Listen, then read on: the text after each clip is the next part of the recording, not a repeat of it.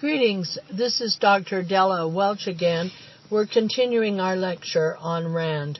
I was talking about the four motifs, M-O-T-I-F-S, that are central to Rand's ethics.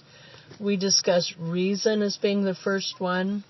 We discussed individuality, which is thinking and reasoning are lodged in a singular person rather than in the group. She did not like collectivism. They are activities that each of us engage in for himself. The third one is choice.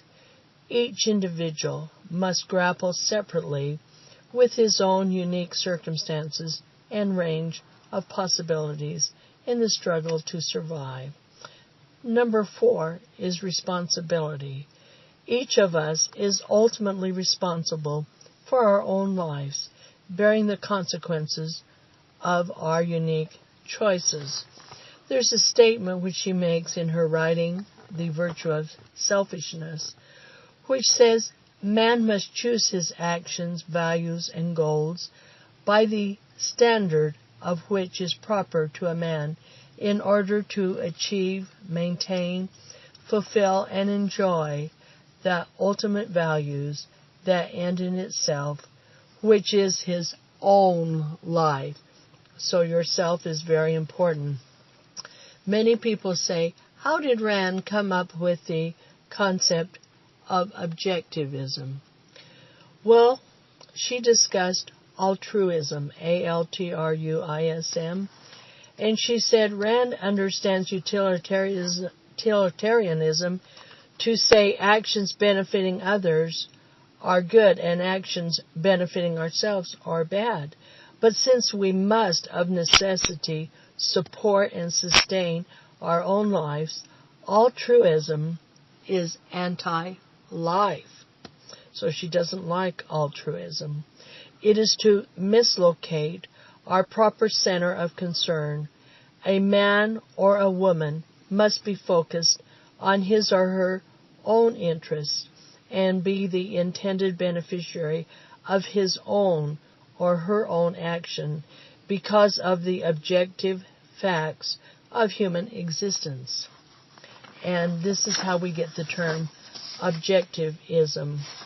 And she says this is one reason for the name of the philosophical position of objectivism. And that's what she's known for.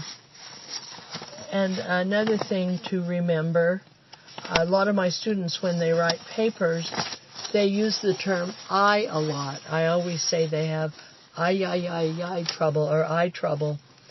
And when she speaks of ethical egoism, she said it is the I that matters over everyone else.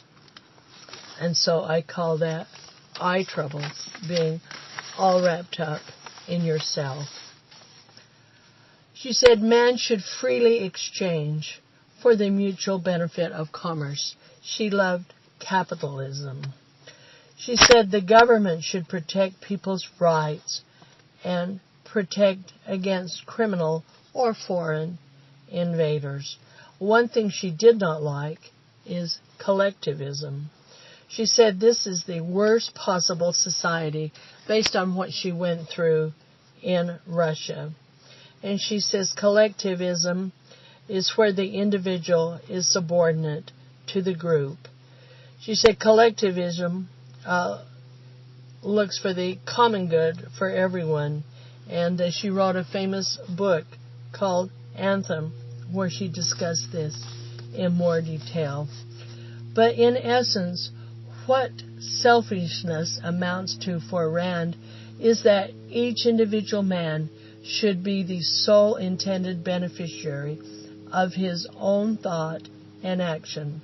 Her ethics is about the exercise of my mind in the service of my life, my thinking, and my effort, making the most of my life. So my mind and I, these are very critical to the Rand model.